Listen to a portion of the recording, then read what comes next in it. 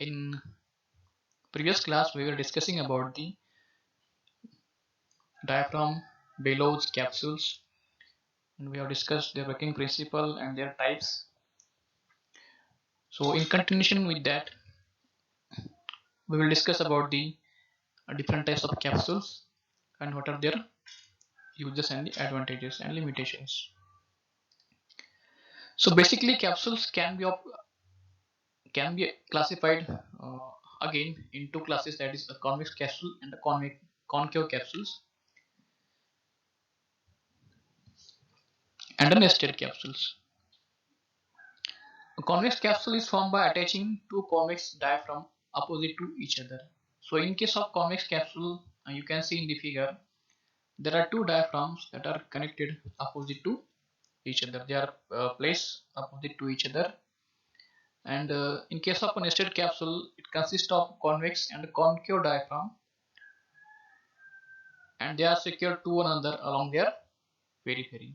So in case of nested capsule, there are concave diaphragm and a convex diaphragm. Both are secured over each other with some kind of frame. That is called a nested capsule. So if the process pressure is applied along the exterior of the capsule, nested capsules have the advantage of being more resistant against overpressure. So this is the advantage of the nested capsules over the convex capsules. It can sustain the overpressure. Then if we want to measure very small pressure, in that case we need a more deflection, so that there's maybe some kind of displacement, and that displacement can be then amplified with the help of some lever or the rack and pinion arrangement. So in that case we will use multiple capsules stacked over one another.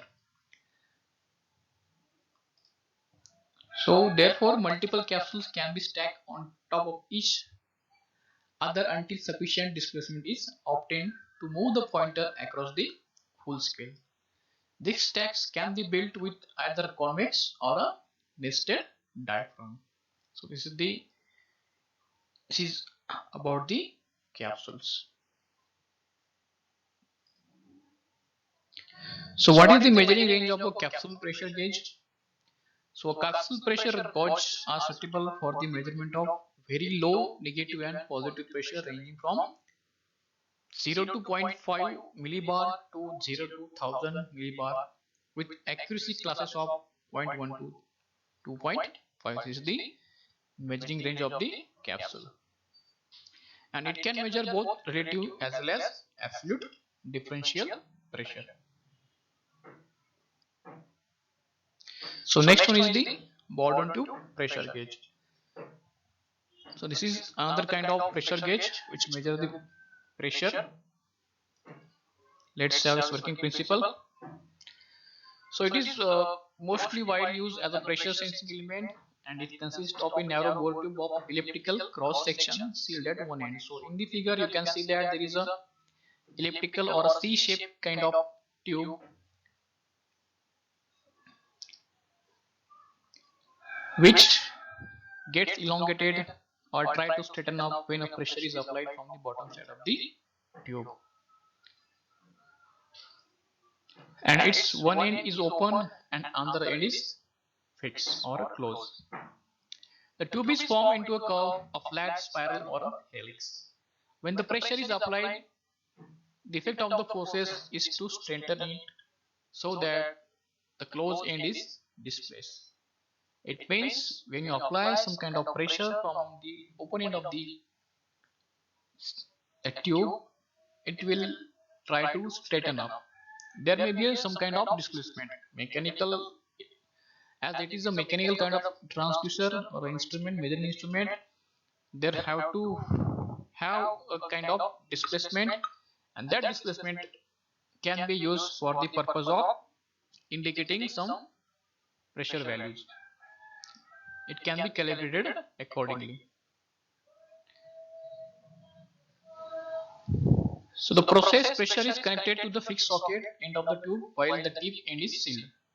So because of the difference between inside and outside radii, the Bourdon tube presents different areas to pressure, which cause the tube to tend to straighten when pressure is applied. So in the figure you can see that there is a socket, stop, there is a Bourdon tube, there is a scale, there is a tip, adjustable link, segment lever, there is a sector, there is a pinion arrangement, this is called sector and pinion arrangement or rack and pinion arrangement.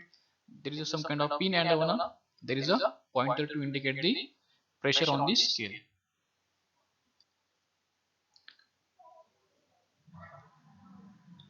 So this is the, so in this right hand figure you can see that this black type tube is actually a Bourdon tube, and you can see that it is connected with some kind of transmission mechanism which connected to a pointer on the other side.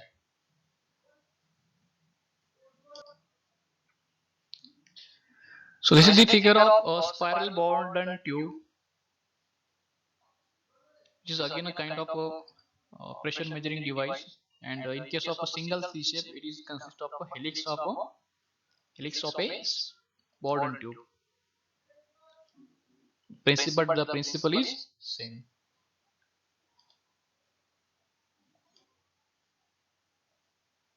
So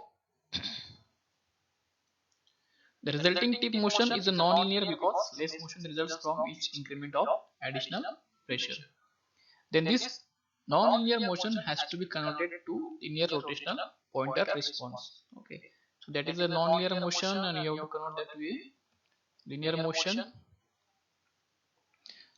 to move the pointer. So this is done mechanically by means of geared sector and pinion movement as shown in the figure. So this tip motion is transferred to the tail of the movement sector by the connector link. So there is some kind of connector link you can see in the figure. So the angle between the connecting link and the sector tail is called the traveling angle. So the angle between the connecting link and the sector tail is called as the traveling angle. This angle changes with the tip movement in a non-linear fashion, so the movement of the pinion and therefore pointer is linear.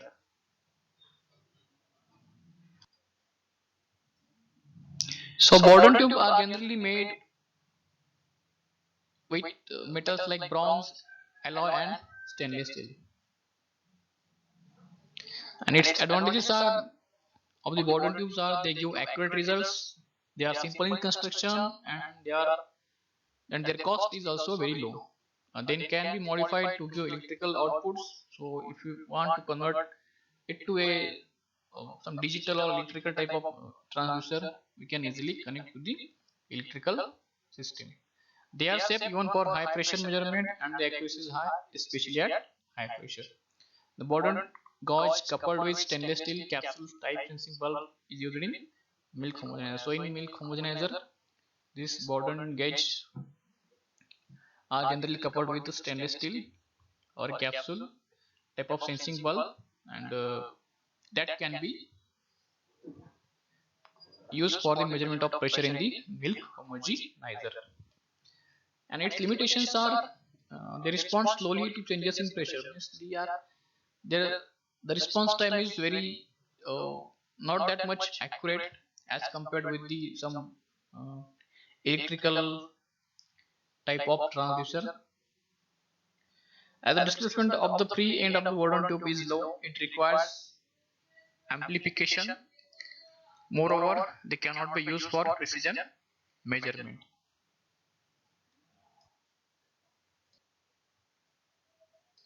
So next is the deadweight tester. So this deadweight tester is basically used for the calibration purpose. Means if you have any kind of pressure gauge like Bourdon tube or a capsule pressure gauge or bellows, and if we want to calibrate whether you want to know this gauge is working perfectly or not, so with the help of deadweight tester you can calibrate it, or you will come to know that this gauge will need calibration or this gauge is performing well. So deadweight tester is a calibrating type of instrument used for the calibration of the different kind of pressure gauges. So it is basically a pressure producing and pressure measuring device. It is basically used to calibrate pressure gauges. The deadweight tester apparatus consists of a piston cylinder combination fitted above the chamber as shown in the figure. So there is in the figure here you can see that there is a piston, okay, and there is a cylinder. So in the cylinder there is a piston, and in the chamber below the cylinder is filled with oil. So the chamber below the piston is generally filled with a non-compressible type of oil. The top portion of the piston is attached with a platform to carry weights. So above the piston there is some kind of platform to put some weight of known quantity like 1 kg, 2 kg, 3 kg. You will put some kind of weight of that platform. You have some reference weight, and based upon that you will come to know whether your pressure gauge is performing well or it needs a calibration. It means if you put 1 kg of the weight on the platform, your testing pressure gauge must show 1 kg. If it is showing less or higher, you need calibration. You have to calibrate that pressure gauge. Okay. So top portion is consists of a platform to keep the weight. Then there is a plunger with a handle is provided to vary the pressure of oil in the chamber. So there is a handle which is used to operate the or change the pressure of the oil, and there is a space to fix your pressure gauge which is being tested. Okay, this is the simple construction of the deadweight tester. And to calibrate the pressure gauge, an accurately known sample of pressure is introduced to the gauge under test, and then the response of the gauge is observed. So as I have said, a known quantity of weight is kept on the weight, or you keep on the weight, you keep the weight on the platform, and by comparing the values on the test gauge and your reference weight, you will come to know that whether you need a calibration or not. In order to create this accurately known pressure, the valve of the apparatus is closed and a known weight is placed on the platform above the piston. So this is the actual figure of the deadweight piston gauge. So you can see that a leveling feet, spirit level, hand tighten adapters, priming pump, fine control screw face, rotation indicator, and dual piston design. So it is basically used for the purpose of the calibrating the all types of pressure gauges.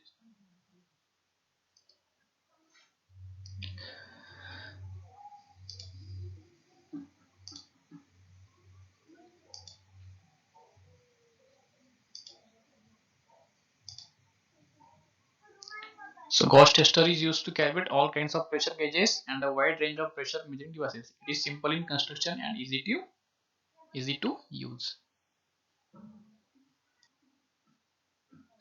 So next one is the Michelloid vacuum gauge. So Michelloid this gauge type of vacuum gauge is discovered by scientist Michelloid. It works on the principle of Boyle's law, that is P1 V1 is equal to P2 V2. Okay, means if we increase the volume of the gas, pressure will decrease. If the pressure is increased, the volume of the gas will decrease.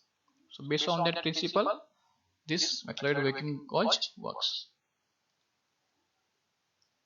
So it is basically used to measure a vacuum pressure, and it also serves as a reference standard to calibrate other low pressure gauges. So as like a deadweight tester, it also acts as a calibrating device. The components of a McLeod gauge include a reference column with reference to capillary tube. So there is a measuring capillary, and there is some reference point and also a reference capillary. So you can see in the figure there is some reference capillary, there is a reference column, there is a measuring capillary and a zero reference point. The, the reference capillary tube has a point called a zero reference point. This reference column is connected to a bulb and measuring capillary, and the place of connection of the bulb with reference column is called as the cutoff point. So there is a cutoff point you can see in the figure. So mercury is placed or filled in the reservoir, and with the help of this mercury we can vary the pressure.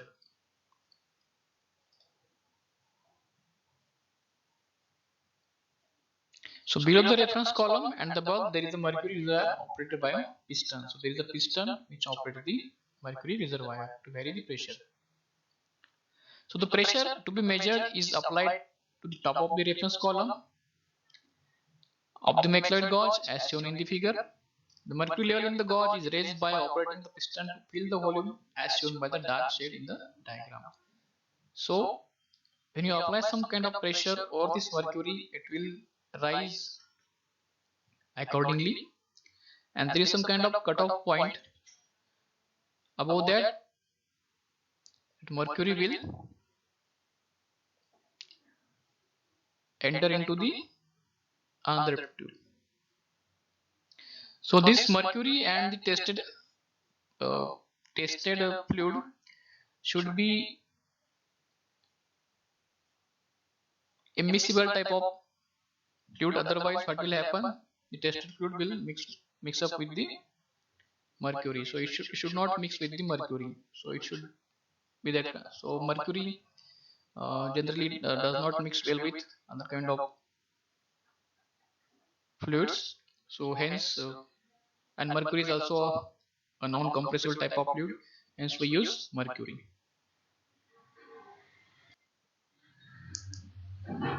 So when the applied pressure fills the bulb and the capillary, again the piston is operated so that the mercury level in the gauge increases. So we again apply the pressure so that mercury will rise. When the mercury level reaches the cutoff point as shown in the figure, a known volume of gas is trapped in the bulb and measuring capillary tube. Okay. The mercury level is further raised by operating the piston, so the trapped gas in the bulb and measuring capillary tube is compressed. Okay. This is done until the mercury level reaches to the zero reference point marked on the reference capillary. In this condition, the volume of the gas in the measuring capillary tube is read directly by a scale besides it. That is the difference in height of the measuring capillary and the reference capillary.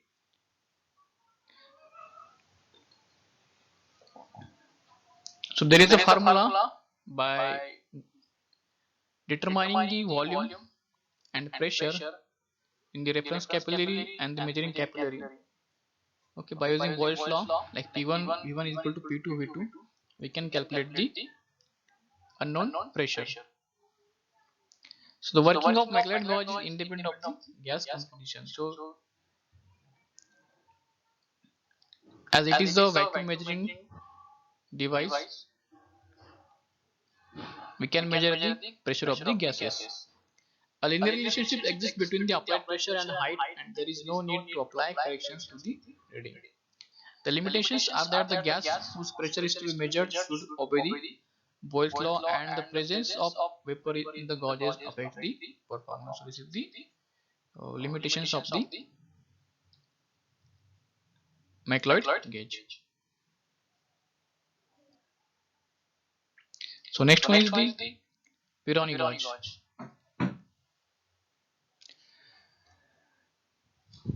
So it is also a pressure measuring device, and it It consists of a metal wire open to the pressure being measured. So the wire is heated by current flowing through it and cooled by the gas surrounding it. So in the figure you can see that there is a filament and there is a reference tube. There is a one gauge tube and there is one reference tube. So in the gauge tube you can see there is a filament, and this filaments when get heated and when it is subjected to some kind of pressure or some kind of environment, the hotness or coolness due to the change in the temperature of the filament, the resistance of the filament will vary, and this is detected by the Wheatstone bridge meter. So you can see that there is a Wheatstone bridge meter, and this circuit will detect the change in the resistance which is varied by the temperature, change in temperature. So what will happen if this gauge tube is surrounded by a very dense molecules? What will happen when these molecules get heated? When these molecules comes in contact with the filament, some kind of energy will be dissipated in the or maybe transferred to the molecules, so that filaments will get cooled. If there are number of molecules, more will be the dissipation of the heat, and the filament will not get heated that much. But if the less number of molecules surrounding the filament, in that case what will happen? There will be no heat transfer, okay, and filament will heat more, and it will affect the resistance of the filament, and accordingly resistance will change, and it will change by the galvanometer or that Wheatstone bridge meter. So the Pirani gauge consists of a metal wire open to the pressure being measured. The wire is heated by a current flowing through it and cooled by the gas surrounding it. Okay. So if the gas pressure is reduced, the cooling effect will decrease. If we decrease the gas pressure, what will happen? Volume will increase and molecules will be, there are less number of molecules, and it will affect the heat transfer rate. Hence the equilibrium temperature of the wire will increase. So it will ultimately affect the temperature of the wire. The resistance of the wire is function of its temperature, and by measuring the voltage across the wire and the current flowing through it, the resistance can be determined, and so the gas pressure is evaluated. So ultimately you are converting one quantity to the another quantity by measuring, you are relating the resistance and voltage change with the pressure.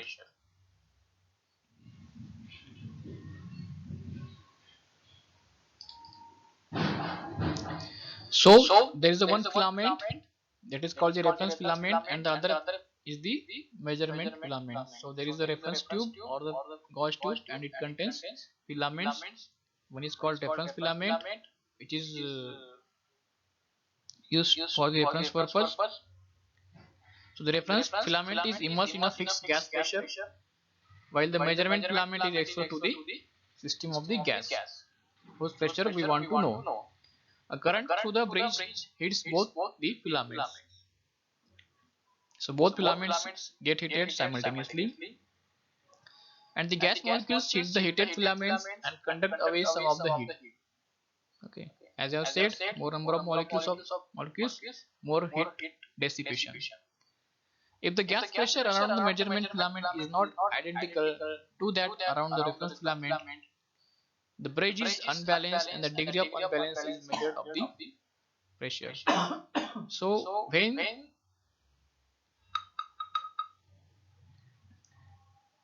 the temperature of the filament or the pressure around the filament is not identical in both tubes, that's reference tube and the gauge tube, what will happen?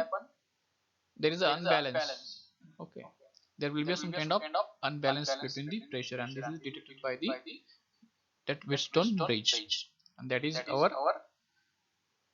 pressure of the system. The unbalance is adjusted and the current needed to bring about balance is used as a measure of the pressure. So this is the working principle of the Pirani gauge. So this is the actual figure of the Pirani gauge, that is digital Pirani gauge. So Pirani gauge may be used for a pressure between 0.5 torr to 10 to 30 torr. So 1 torr is equal to 1 mm of Hg. So you can see that it measures the vacuum at very low level, that is 0.5 torr to the 10 to 3 torr. The thermal conductivity and heat capacity of the gas may affect the readout from the meter, and therefore the operators may need calibrating before accurate readings obtainable. Okay. So this is all about the Pirani gauge. So next one is the ionization gauge. So it is also used for measuring the very low pressure or a high vacuum. And the principal operation of this gauge is sensing pressure of gas by measuring the electrical ions produced when the gas is bombarded with the electrons. So this system is consist of a cathode and anode, and between them there is a one grid having positive charge, and when they are subject to some kind of pressure or gas, there is a formation of ions, and from this ion formation we can measure the pressure of the system.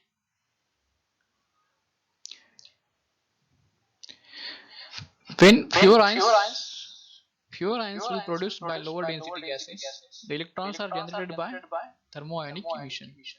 Then these electrons collide with gas atoms and generate positive ions. The ions are attracted to a suitably biased electrode known as the collector. So there is some kind of collector. The current in the collector is proportional to the rate of ionization, which is function of the pressure in the system. Hence, measuring the collector current gives the gas pressure. So it basically works on the principle that it creates some kind of ions, and these ions can conduct a current. There will be a generation of current, and due to which we will come to know what is the pressure of the system and what is the vacuum of the system. There are two types of ionization gauges. One is the hot cathode ionization gauge. Another one is the cold cathode ionization gauge. So in hot cathode, an electrically heated filament produces an electron beam. So there is a generation of a production of electron beam. The electrons travels through the gauge and the ionized gas molecules around them. Then the resulting ions are collected at a negative electrode. The current depends on the number of ions, which depends on the pressure in the gauge. So the pressure in the gauge depends upon the number of the ions forms. The working of cold cathode gauge is also same, with the only difference in the production of electrons which are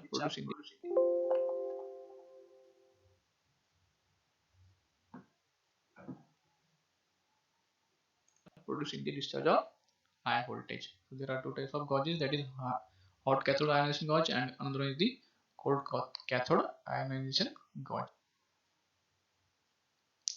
So this is the original figure of the ionization gauge.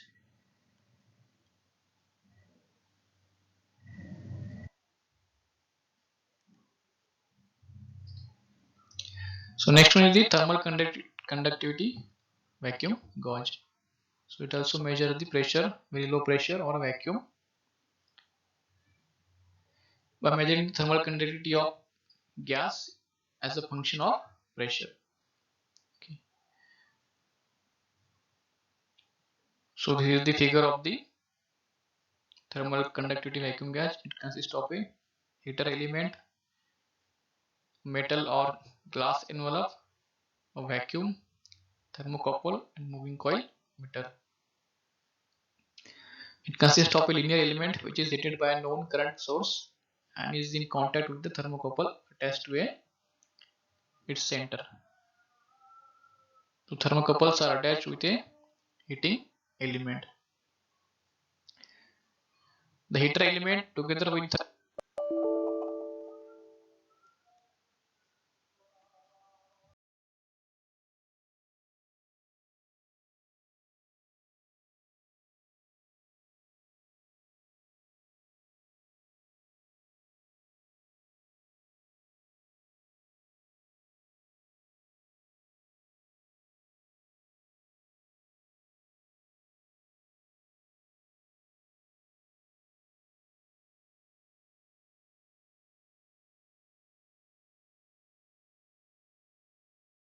thermocouple is enclosed in a gas enclosure. So here you can see that these thermocouples and the heater element are enclosed in a gas chamber. The vacuum system to be evaluated is connected to the enclosure, to this enclosure. So you can see there is an opening for a vacuum. The heater element is supplied with constant electrical energy, and this heater is connected with a kind of electric circuit. So the temperature of the heating system element is a function of heat loss to the surrounding gas. If gas is present in more amount or the molecules are in higher amount or more numbers, what will happen? There will be a heat transfer, more heat transfer rate, and more heat dissipation will occur, and it will get cooled accordingly, this heating element. But if the number of molecules are less, there is a late heat dissipation and the filament will heat up. So temperature of the heating element is a function of heat loss to the surrounding gas, which in turn is a function of thermal conductivity of the gas, that is dependent on the pressure of the gas. So the temperature is measured by thermocouple and is calibrated to read the pressure of the gas. So whatever the temperature of this surrounding or this gas is calibrated, and then it is converted to a reading. Some kind of calibration may be there to read the pressure of the gas. There is some relationship between the temperature and the pressure of the gas. This gauge is inexpensive and rugged in construction. It provides a convenient and continuous reading with possibility of remote display. However, it needs an individual and frequent calibration for different gases. So these are the limitations of the thermal conductivity vacuum gauge.